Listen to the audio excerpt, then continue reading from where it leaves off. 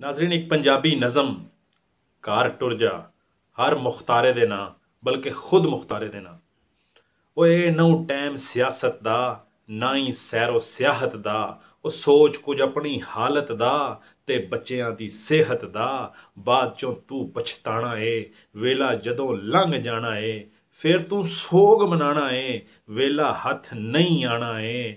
ਉਹ ਲੋਕ ਜਹਾਨ ਵਿੱਚ ਮਰਦੇ ਪਏ ਨੀ, ਬਹਿ ਕੇ ਹੋਕੇ ਭਰਦੇ ਪਏ ਨੀ। ਉਹ ਸਾਰੇ ਮੁਲਕ ਹੀ ਹਰਦੇ ਪਏ ਨੀ, ਬੇਬਸ ਮੌਤ ਤੋਂ ਡਰਦੇ ਪਏ ਨੀ।